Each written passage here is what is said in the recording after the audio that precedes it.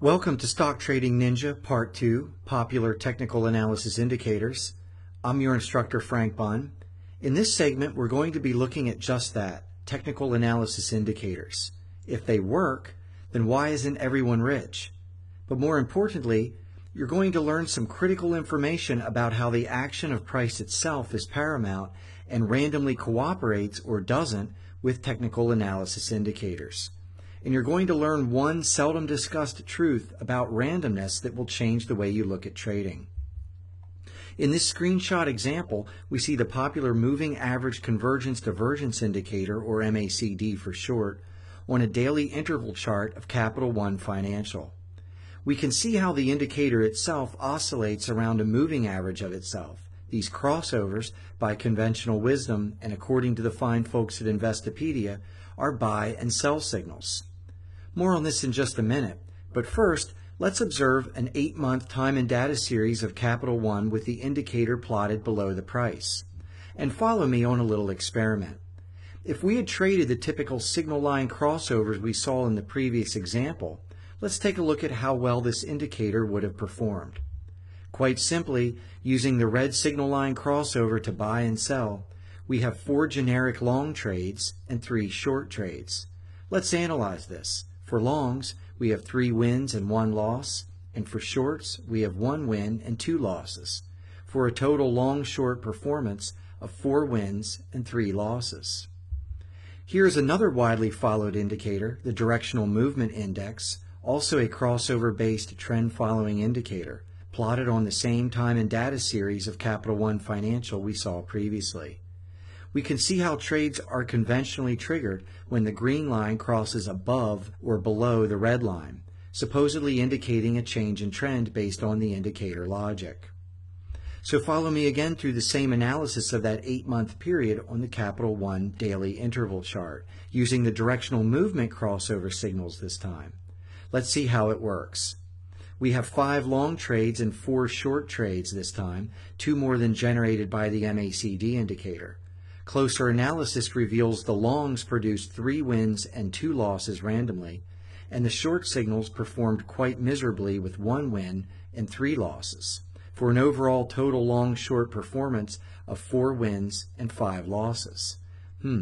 So what's going on here? Well, let's draw some random conclusions. It would appear that similar market conditions may produce radically disparate results in different indicators of the same species, in this case, trend-following indicators, and that many, in the latter case, too many false signals may be randomly generated.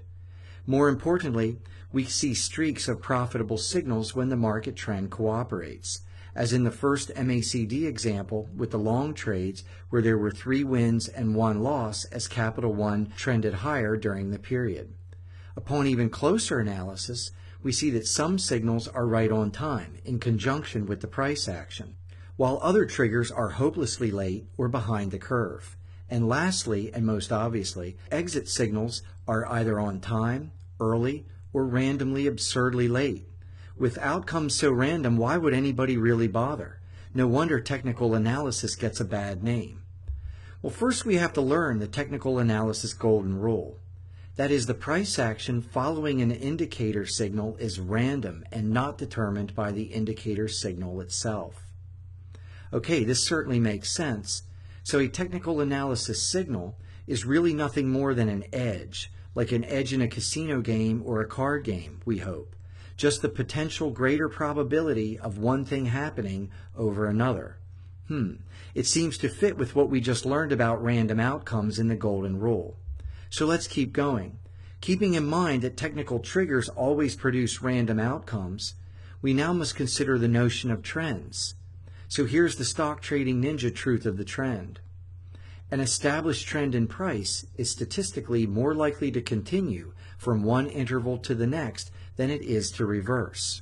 And this is really interesting. So according to empirical and statistical analysis, a trend in price once begun should not finish till it's done. And this opposes the technical analysis golden rule. So when we observe the first chart of Capital One again, we can see randomly generated MACD signals within the clear long-term uptrend in Capital One. Overall, the indicator performed rather poorly, But if you had some basis for determining the trend of Capital One as up any time during that 8-month period on any given day, you would have been correct, as the price meandered higher throughout the entire interval. Fascinating, and more on this in just a minute. But it seems like we can trust the trend if we can determine it. But indicator signals themselves have a tendency to produce marginal results.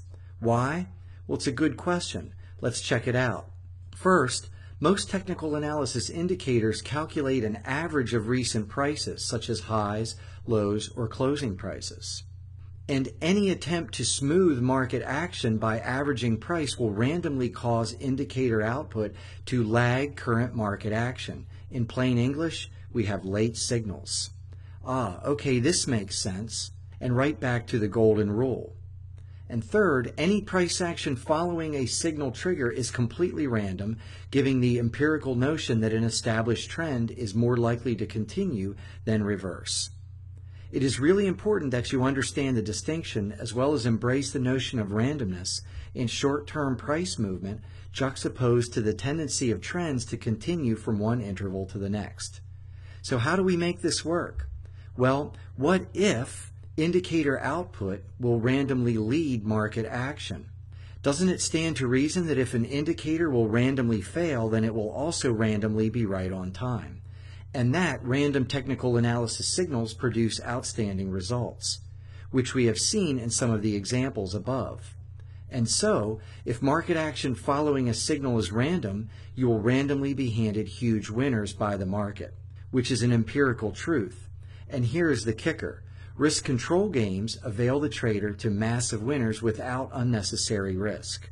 So we're going to learn how to exploit random outcomes and use them to our best benefit with what's called a risk game. More on that in upcoming segments. But first, let's discover the truth, which is in the price action of the market itself. And so we know that indicator signals will randomly cooperate with price action. And I'm going to show you exactly how to determine which ones. But more importantly, this price action can be read and interpreted with alarming accuracy because it doesn't lag the market. So what exactly will we be doing? Well, we're going to use the indicator signal as the impulse for the trade, and we'll learn all about this when we cover the trend flow objective in the coming videos. And basically, we won't ever be trading the signal itself, but rather we'll be trading the most probable reaction within this trend flow that we're going to learn. And as you'll see, it is really easy, and it also can be spotted everywhere the price is trending. How cool is that? So we're combining the power of random technical analysis signals that are right on time with the awesome power of an established trend in price, which, as you know, is more likely to continue than it is to reverse. Sounds exciting, doesn't it? Well, it really is. And we'll get to it as soon as we learn all about the tools we'll be using. So see you in the next segment.